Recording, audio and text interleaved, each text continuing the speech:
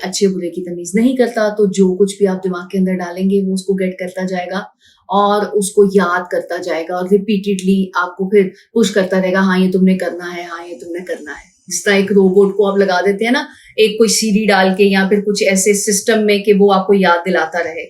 कोई भी रोबोटिक चीज हो सकती है। अच्छा, तो अब जब हम नई आदत डेवलप करने जा रहे हैं, यानी कि कुछ पुरानी आदत को खत्म करने जा रहे हैं, तो हमें दिमाग की स्पेस पहले खाली करनी होगी।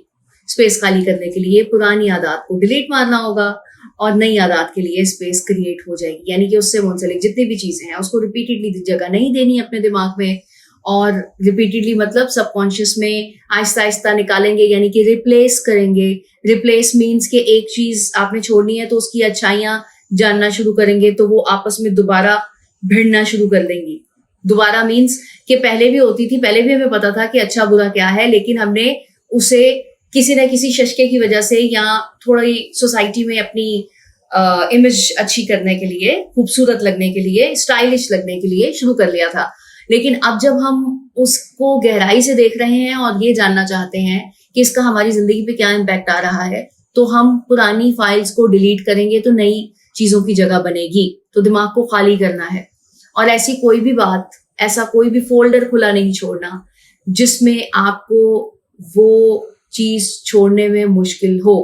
डिलीट करते जाएं, खाली करते जाएं, नई चीजों की जगह बनाते जाएं, एक्स्ट्रा चीजें नहीं। अगर सिगरेट आपने किसी आशिकी के दुख में शुरू किया था तो उसको बिल्कुल डिलीट कर दें। डिलीट मीन्स के उस नई चीजों की जैसे जगह बनाते जाएंगे तो वो पिछली खुद ब खुद डिलीट होती जाएंगी। ये प्रोसेस है रिप्लेस करना ना। अरे भाई, दिमाग की ग़िज़ा है ना, कहा तो था कि इसको सेपरेट एंटिटी तस्वुर कीजिए, तो वो खाना पीना भी तो है ना उसने जिंदगी गुजारने के लिए। तो ये आपने देखना है कि जैसे आप अपनी बॉडी को खूबसूरत रखने के लिए खाते हैं, पीते हैं, एक्टिव रखने के लिए स्किन का ख्याल करते हैं, तो उसी तरह दिमाग को भी क्या ग़िज़ा देनी है ये चीज हमने देखनी है। अब मिसाल के तौर पर किसी के अंदर हसद की एक बुरी आदत है और वो जानता है कि मेरे अंदर ये आदत है। मैं जब भी किसी को देखता हूं तो फौरन से मेरे अंदर जलन महसूस होती है मुझे, और मेरा दिल करता है कि बस इसका गला दबा दूं या फिर उससे वो चीज छीन लूं जो कि उसको हासिल है और मुझे हासिल नहीं है। हसद इसी तरह क्रिएट होता है ना। तो इस तरह की आदत लोग किसी के साथ शेयर नहीं करते और छुपाने की कोशिश करते हैं, लेकिन दूसरे लोग जब उनको देख रहे होते हैं उनको महसूस हो रहा होता है कि ये इंसान हसद करता है और इस तरह की बीमारी में मुब्तला है। अब जब आप जानते हैं कि मेरे अंदर ये बुरी आदत है, फिर आप यकीन कर लें कि इसको आपने छोड़ना है क्योंकि ये डेवलप भी तो हुआ ना, तो आपको याद आएगा कि ये शुरू कहाँ से हुआ था। जड़ से खत्म करने के लिए आपको ये अमल करना होगा, याद करना होगा कि ये शुरू कहाँ से हुआ था। दिमाग को खाली करने के लिए, एक्स्ट्रा फाइल्स को डिलीट करने के लिए, और जो ऐसी पड़ी हुई हैं, ओपन भी पड़ी हुई हैं, उनको भी बंद करके साइड पे रखने के लिए ये जानना बहुत जरूरी है। याद कीजिए, तो कहीं 10-12 साल पहले ऐसा कोई वाकया हुआ, माँ बाप ने किसी को प्रमोट किया और उसके बाद आपको देख देख के जेलसी हुई कि अपने बच्चे को तो प्रमोट करते नहीं है या अपने बच्चे की बातें करते नहीं है, दूसरे बच्चों के बारे में बात कर रहे हैं। यहाँ से शुरू हुआ। उसके बाद आपने जिसको भी अपने से बरतर देखा तो होना शुरू हो गया ये सब कुछ। अब आदत किस तरह से खत्म होगी इसकी मैं इसलिए बता रही हूँ क्योंकि ये बहुत ज्यादा पेनिट्रेट कर गई है। जड़ तक पहुंचने के बाद आपने जो नेक्स्ट स्टेप करना होता है वो ये करना होता है कि अगर हम इसको इस एंगल से देखते हैं कि जिसकी तारीफ माँ बाप कर रहे हैं वो कितनी मेहनत कर रहा है और क्या मैं उससे मेहनत में पीछे हूँ, और अगर मैं पीछे हूं तो मुझे कितनी मेहनत और करनी है उससे आगे निकलने के लिए या फिर उसके लेवल पे जाने के लिए। भाई, माँ बाप इसी तरह एग्जाम्पल देके समझाते हैं ना कि यार वो देखा नहीं है तुमने अपने ताया के बेटे को कितना अच्छा पढ़ता है, कितने अच्छे नंबर लिए।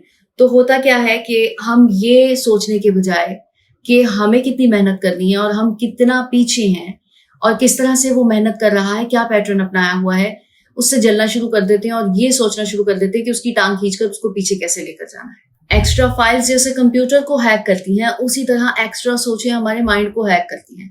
ये जो लोग कहते हैं ना कि जी मुझे डिप्रेशन हो गया, अब मैं नींद की गोली खाऊंगा तो मुझे सुकून मिलेगा, यू जस्ट इमेजिन कि ऐसी फाइल्स जिनको आपके माइंड में होना ही नहीं चाहिए ओपन है, डिलीट करने वाली, जिनका कोई हासिल हसूल नहीं है। फिर कुछ ऐसी फाइल्स होती हैं जिनको आपने फजूल में ही ओपन किया होता है, जिनका कोई मकसद नहीं है, उनको बंद भी रखें तो कोई फर्क नहीं पड़ने वाला।